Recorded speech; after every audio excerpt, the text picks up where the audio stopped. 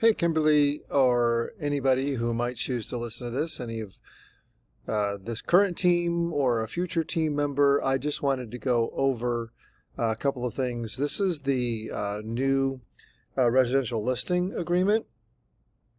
And the biggest thing to note on this one, what I've learned in doing the new one here, is the compensation. Of course, that's what really changed. So the only thing listed on the new RPA in terms of compensation is for the seller's broker. So in this case, my seller agreed to a 2% of the listing price. And then here, additional compensation to seller's broker if buyer is unrepresented. While similar, it's not when you're representing both sides essentially, but the other side has said, we don't even want an agent.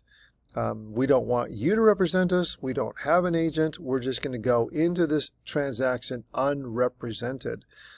And in that case, I've added an additional 1% if I'm having to do all of the paperwork. Again, if broker represents both buyer and seller, buyer side compensation shall be specified in a separate written agreement.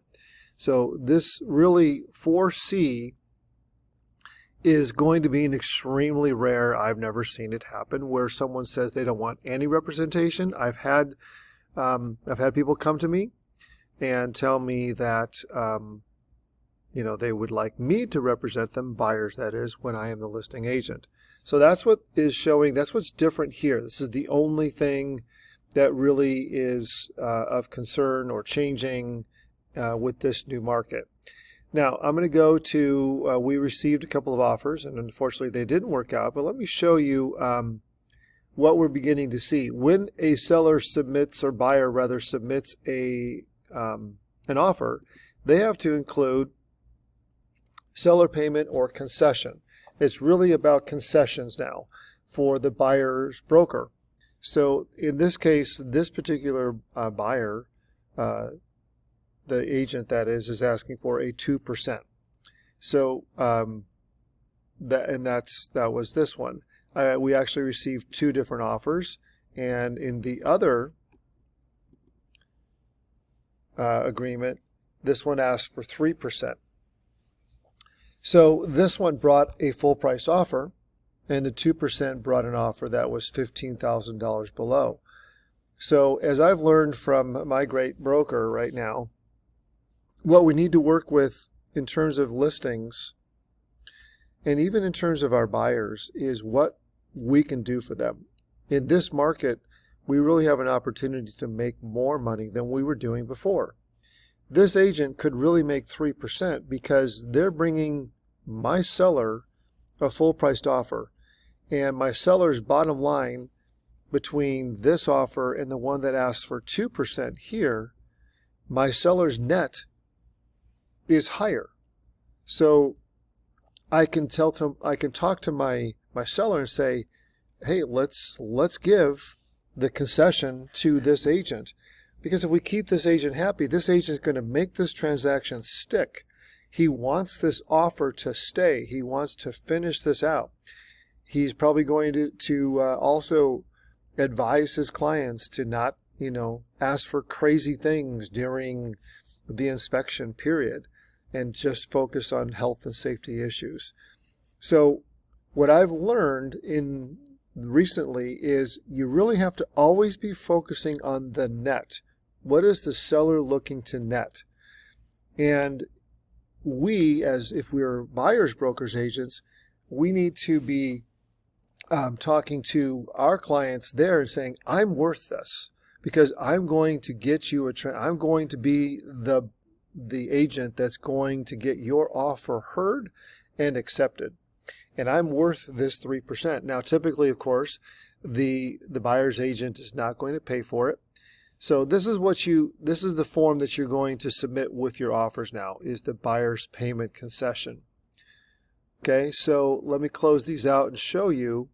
This is what the form would look like. And now we have this here, buyer representation and broker compensation, and you can see this is what it would look like, the representation period. And these are the counties that this particular agent was covering. And down here, he saying the amount of compensation is 3%. Now, if this agent doesn't get 3%, either his client would have to pay for that. If the seller doesn't pay for the 3%, his client would pay for that, or he would have to agree to take less during escrow, and escrow would write up something in that case. Escrow would write up something that it would only be a 2% rather than a 3%. But you should always ask for 3% and expect to get 3% because you are worth 3%. And so you're going to be the agent. You are the qualified person who is going to get their offer accepted.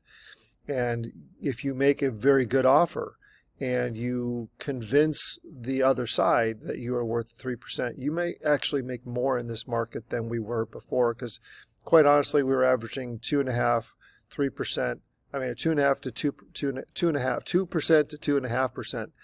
And I have rarely, although I have, made 3% on the buyer side of things. It has been rare in my history of being an agent. I wanted to show you those two things or these three things, because these are the new forms that we're using. And take a look at those again if you need to. This is what you're seeing when it comes in. And in this case, I think they made a good case for receiving 3% because my seller's net was going to be higher with this offer versus the 515 offer. Even at 2%, they were going to make more here. And if you got a good and wise agent and a good and wise seller, it's all about, let's take a look at the bottom line. After all concessions, including this one, are all done, what are you making?